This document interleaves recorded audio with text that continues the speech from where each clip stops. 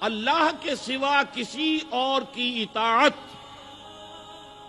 جس سے اللہ کی معصیت لازم آتی ہو، شرک۔ لا طاعت لمخلوق فی معصیت الخالق، مخلوق میں سے کسی کی اطاعت نہیں ہوگی کہ اس معاملے میں جس میں خالق کی معصیت لازم آ رہی۔ ہاں، خالق کے احکام کے اندر والدین کا حکم بھی مانو، اطاعت کرو،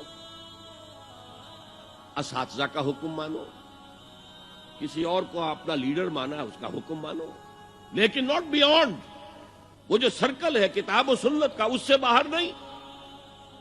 لا طاعت لمخلوق فی معصیت الخالق، یہ آپ الجبرے کے فارمولے کے طور پر اپنے سامنے رکھیے، اب اسے اپلائی کیجئے۔ جیسے فارمولوں کے ذریعے سے پھر بڑے بڑے وہ سم جو ہے وہ حل کیے جاتے تھے سوالات۔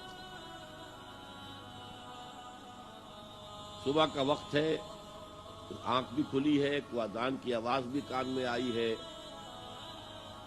آپ کا نفس کہتا ہے ابھی سو جی۔ آپ نے اپنی چادر یا کمبل کو درست کیا اور کروٹ لی اور سو گئے۔ یہ کیا ہے؟ آپ نے کس کا حکم پیچھے پھینکا اور کس کا حکم مانا؟ اللہ کے حکم کو پیچھے پھینک دیا، نفس کے حکم کو آگے رکھا۔ یہ شرک، اس شرک کو جاننے والے بہت کم ہیں۔ مولانا روم نے خوب کہا تھا، نفس ماں ہم کم ترس فرعون نیست لیکن اورعون ایراعون نیست۔ میرا نفس بھی فرعون سے کم نہیں ہے۔ فرعون نے کہا تھا نا الیس لی ملک مصر وہذہ الانہار تجری من تحتی، کیا اس ملک مصر کی حکومت میری نہیں ہے؟ اور سارا جو یہ آب پاشی کا نظام ہے، انہار کا نظام ہے، وہ میرے کنٹرول میں نہیں ہے؟ جس کا چاہوں موگا کھلا رکھوں، جس کا چاہوں بند کر دوں۔ یہ تھا خدائی کا دعویٰ، انا ربکم الاعلی۔ تو مولانا روم کہتے ہیں میرا نفس بھی اس سے کمتر نہیں ہے۔ وہ کہتا یہ جسم میرا ہے، اس پر میرا حکم چلے گا، میں نہیں جانتا کون اللہ کون رسول، کیا حرام کیا حلال۔ تو فرعون سے کم تو نہیں ہے میرا نفس، لیکن اورعون، اس کی بہت مدد تھی، فوج تھی، لاؤ لشکر تھا، تو اس نے زبان سے بھی کہہ دیا کھل کر انا ربکم الاعلی۔ میں مسکین ہوں، غریب ہوں، میرے پاس کوئی طاقت نہیں ہے، میں زبان سے تو کچھ نہیں کہہ سکتا، اندر سے میرا نفس یہی کہتا۔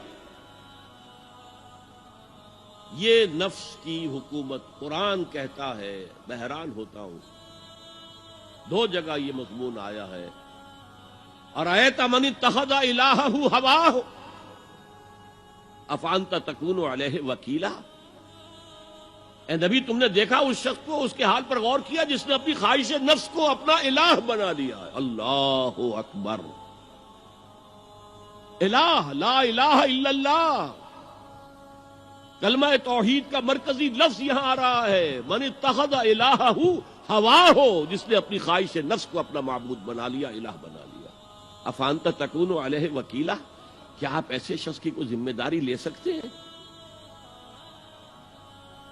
سود حرام ہوا کرے جی، حرام ورام، ہمارا دھندا جو ہے وہ آگے بڑھ نہیں سکتا، تو اللہ کے حکم کو پیچھے ڈالا، نفس کے تقاضے کو آگے رکھا۔ کون معبود ہے آپ کا؟ نام عبداللہ رکھیے، نام عبد الرحمن رکھیے، ہے عبد النفس، نفس کے بندے، نفس کے غلام۔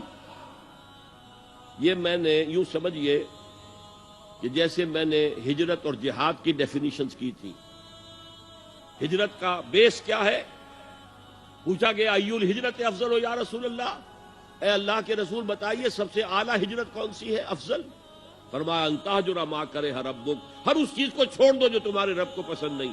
آج رات ہی سے آپ ہجرت شروع کر سکتے ہیں۔ جائزہ لیجئے کیا کیا چیزیں میری زندگی میں خلاف شریعت ہے، جو اللہ کو ناپسند ہے، فیصلہ کیجئے کہ آج کے بعد نہیں ہوگی، ہجرت شروع ہو گئی، افضل الہجرہ، سب سے افضل ہجرت شروع ہو گئی۔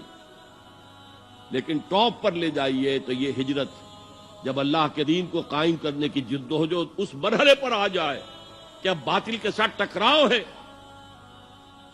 اور اب چاہیے کہ ساری قوت ایک مرکز پر جمع ہو جائے، ہجرت فرض کر دی گئی، وہ ہجرت گھر بار چھوڑ کر، اہل و عیال کو چھوڑ کر، اور مکے کے بھیڑیوں کے رحم و کرم پر چھوڑ کر اپنے گھر والوں کو جو لوگ ہجرت کر کے آئے، حکم تھا۔ ہجرت مدینہ فرض تھی، ہجرت حبشہ فرض نہیں تھی، صرف اجازت تھی کہ جن سے سختیاں نہیں جھیلی جا رہی مزید وہ چلے جائیں۔ تو ہجرت کا یہ ابتدائی نقطہ، انتہا یہ جہاد، المجاہد من جاہد نفسہ، جہاد تو یہاں سے شروع ہو گیا، اپنے نفس کے خلاف جہاد کرنا۔ صبح نفس نے کہا ابھی سو جاؤ، آپ نے نفس کی بات کو رد کیا، اپنا کمبل اٹھا کے پھینکا، اٹھے، وضو کیا، نماز کے لیے آپ مسجد چل دیے، آپ نے جہاد کیا نفس کے خلاف۔ یہ افضل الجہاد ہے، اور سب سے چوٹی اوپر یہ ہے کہ جب وہ حق و باطل کی جنگ ہو تو جان ہتھیلی پر رکھ کر میدان میں حاضر ہو جاؤ۔ هي الحلقات تحفظني بآيات من القرآن